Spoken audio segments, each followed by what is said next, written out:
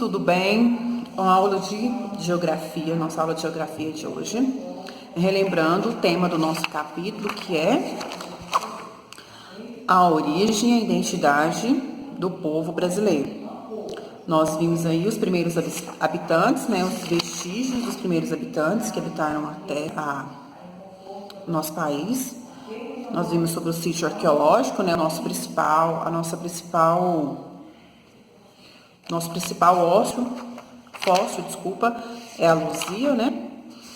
Nós vimos também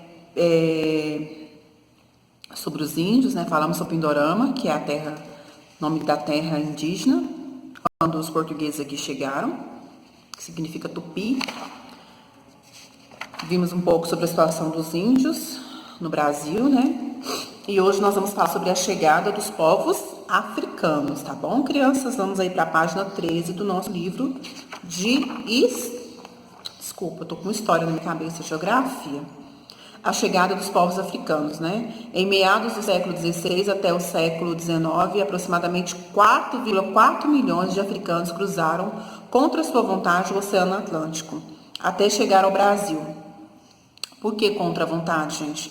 Porque eles vieram para o Brasil na condição de quê? De escravos.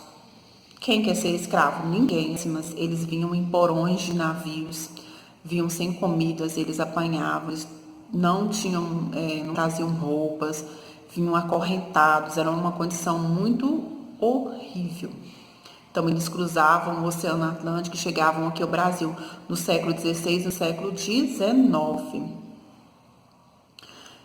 No Brasil, os povos africanos também não aceitavam passivamente tanta violência e continuavam resistindo à escravidão.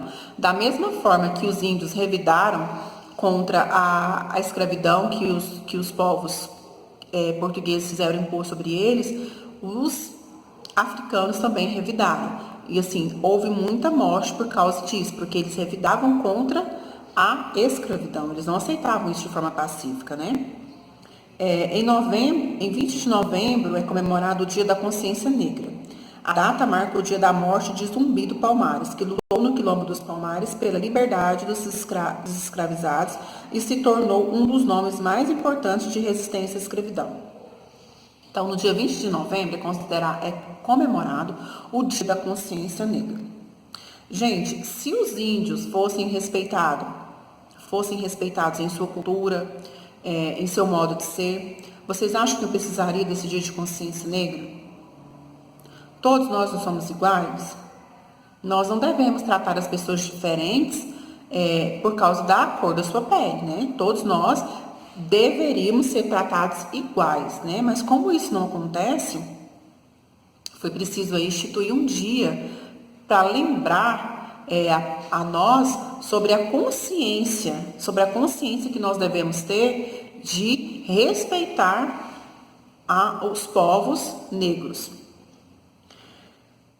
Esse dia ele é marcado pela morte do Zumbi dos Palmares, né? Zumbi dos Palmares, crianças, foi um dos escravos, né, que lutou contra esse regime de escravidão. E ele morreu em busca dessa liberdade dos escravos, né? Os quilombos não acabaram com o fim oficial da escravidão no Brasil, em 1888. A escravidão no Brasil acabou em 1888, através da lei assinada pela princesa Isabel.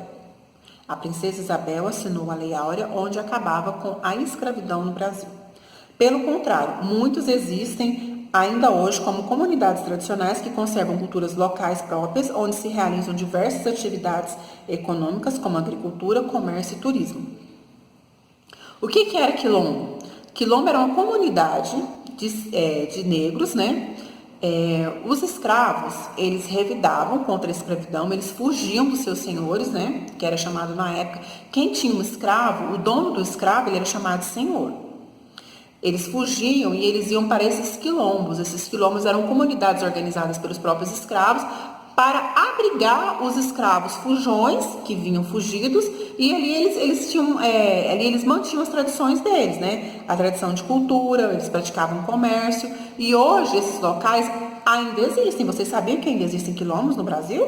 Existe. Aqui no estado de Goiás mesmo, existe um quilombo. E hoje, nos dias atuais, eles estão utilizados até como pontos turísticos. Muitas pessoas vão ao quilombo para fazer turismo, para conhecer, né? Vamos para a página 14, né? Os africanos contribuíram para a cultura brasileira em uma enormidade de aspectos. Olha, a cultura africana, ela contribuiu com a dança, a roda de samba, patrimônio cultural do povo brasileiro, foi desenvolvido com base na cultura musical dos povos africanos, né? E seus descendentes que aqui vivem, né? Que vivem no Brasil hoje. Então, a roda de samba, quem conhece uma roda de samba? Quem já viu uma roda de samba? A roda de samba é originária da cultura africana. Religião. As religiões de matriz africanas foram incorporadas à cultura brasileira, desde que os primeiros africanos escravizados desembarcaram no país. O sincretismo de crenças entre os diferentes povos africanos chegaram, inclusive com a cultura dos indígenas e dos portugueses, muitas religiões surgiram, como o candomblé, o batuque e a umbanda. O que é sincretismo?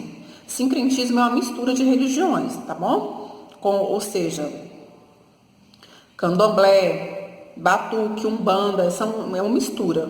É quando uma religião ela não é única, né? É uma mistura de várias religiões. Culinária. Diversos pratos regionais, como a acarajé, pamonha e o feijão preto em todo o país, entre outros, são produtos de influência africana sobre a culinária brasileira. Então, quem aí já comeu acarajé? Eu nunca comi, não sei. Mas adoro pamonha, adoro feijão preto. Isso é originário da cultura africana. Música. Gêneros musicais como o samba, o maracatu, assim como diversos instrumentos musicais brasileiros, têm suas origens ligadas à cultura dos africanos e seus descendentes no Brasil, né? Maracatu é mais no norte, na região norte, que tem muito maracatu. Samba é mais na região sudeste, né? Na nossa região centro-oeste nós gostamos mesmo de sertanejo. Então aqui a gente não vê muito isso. Elementos linguísticos. Nós estamos na página 15, tá bom, crianças? Elementos linguísticos. A língua portuguesa tem influência da língua indígena tupi e também de línguas africanas. Lembra que na aula anterior eu falei isso para vocês? Que a nossa língua, ela tem influência da língua tupi e das línguas africanas. Diversas palavras que utilizamos no dia a dia foram trazidas pelos povos africanos para o Brasil, como dengo, neném, quitanda, samba, moleque, entre outras. Tá aí na página 15. Meninos, o que eu vou fazer? Eu vou passar também um vídeo para vocês, porque eu quero que vocês vejam que até hoje existem os quilombos, tá bom? Eu quero que vocês vejam como é a situação dos quilombos hoje. Muito diferente, graças a Deus, da situação dos quilombos onde os escravos viviam. A escravidão, ela é uma vergonha na história da humanidade. Não é um fato a ser comemorado, não é um fato é um fator de vergonha. Porque, assim, nenhum ser humano deveria ter passado por tal situação, né? Ser trazido de seu país de origem contra a sua vontade, em condições precárias dentro de navios, né? Jogados no porão de navios, acorrentados, passavam fome, eram tirados de suas famílias, de seus pais, né? Trazidos para cá, que viviam em condição de miséria, eram vendidos para os seus senhores, os donos dos escravos eram chamados de senhores, o local onde eles viviam eram chamados de senzalas. Então, assim, é uma situação vergonhosa, é uma situação triste, que nós não devemos esquecer. Por que nós não devemos esquecer? Porque aquilo que nos traz vergonha, a gente tem que tirar como experiência e viver de uma maneira melhor. Então, assim, nós não devemos esquecer a condição da escravidão que foi vivida no nosso país e devemos tirar isso para respeitar, entendeu? Para respeitar o próximo. As pessoas não devem ser julgadas pela cor da sua pele. Vou pedir que vocês assistam o vídeo, façam a atividade da página 16 e 17 e 18, 16, 17 e 18. Tirem as dúvidas, que eu acho que vocês estão perguntando muito pouco, tá bom? Façam isso. Beijo.